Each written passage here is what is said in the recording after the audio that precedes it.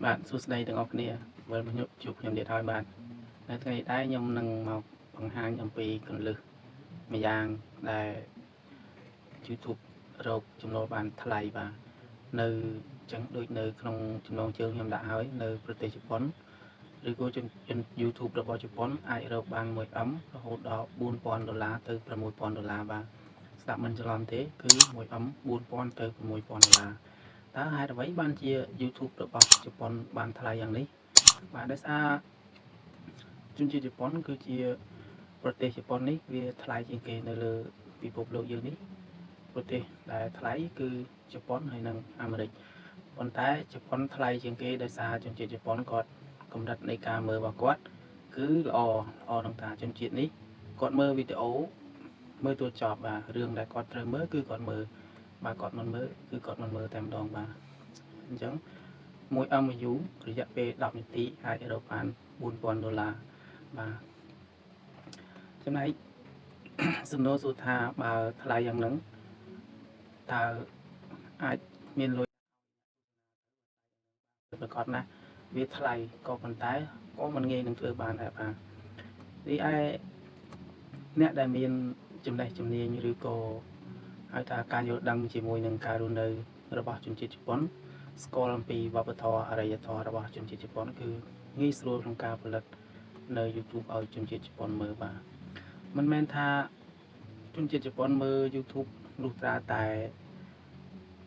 channel របស់ YouTube របស់បងប្អូនជា channel របស់ជប៉ុនអ្នករស់នៅជប៉ុននោះទេបាទបងប្អូនរស់នៅទីណាក៏ដោយធ្វើអំពីអ្វីក៏ដោយតែបើ YouTube គេរុញចូលដូចថារុញចូលប្រទេសជប៉ុនដោយថាមាតិកាដែលបងប្អូនផលិតវាស៊ីចង្វាក់ជាមួយនឹងជនជាតិគេមើលនោះគេនឹងរុញចូលឲ្យគេមើលអញ្ចឹងខ្ញុំមាន content បែបនេះខ្ញុំនឹងណែនាំឲ្យបងប្អូនធ្វើដោយងាយបើសិនជាបងប្អូនចង់ធ្វើបាទប៉ុន្តែ content បែបនេះក៏ត្រូវការចំណេះនិងជំនាញខ្លះបងប្អូនត្រូវមានចំណេះដឹងផ្នែកជាមួយពាក់ព័ន្ធជាមួយនឹងការរស់នៅនៃប្រទេសជប៉ុនឬក៏កម្រិតសិក្សាឬក៏វប្បធម៌ប្រពៃណីរបស់ជនជាតិជប៉ុននោះបងប្អូននឹងមានភាពងាយស្រួលក្នុងការធ្វើរីឯ content ដែលជប៉ុនចូលចិត្តមើលទី1ខ្ញុំណែនាំឲ្យបងប្អូនធ្វើគឺ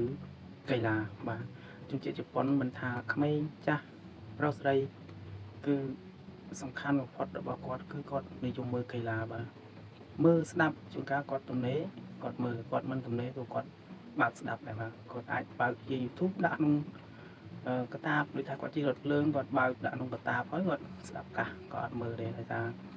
វាអាចរំខានដល់អ្នកជិតខាងបាទហើយកីឡាមួយប្រភេទនេះគឺពេញនិយមខ្លាំងទាំងក្មេងទាំងចាស់គ្រប់វ័យទាំងអស់បាទអញ្ចឹងទី2 content ទី2ដែលជនជាតិជប៉ុនគាត់ចូលចិត្តប៉ុន្តែក្មេងបាទក្រោមអាយុ40 content ទី2នេះគឺ game បាទ game ជនជាតិជប៉ុនក៏ចូលចិត្តខ្លាំងដែរមិនថាជា game បែបលេងផ្ទាល់មិនថាជា game បែប 3D ប៉ុន្តែ game បែប 3D ជនជាតិជប៉ុនចូលចិត្តមើលជាងបាទហើយមើលដូចខ្ញុំនិយាយខាងដើមពួកគេមើលគឺមើលទល់ចប់បាទរឿងអ្វីក៏ដោយតែគេពេញចិត្តថាសម្រាប់ចិត្តថាមើលគឺគេមើលដល់ចប់ហើយនេះហើយជាហេតុផលដែលធ្វើឲ្យ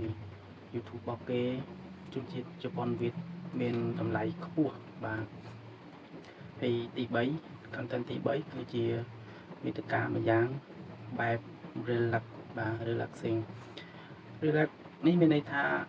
គាត់អាយុចាប់ពី45ឡើងទៅគាត់ក៏ត្រូវការលំហែកាយបន្ធូរអារម្មណ៍តានតឹងក្នុងការ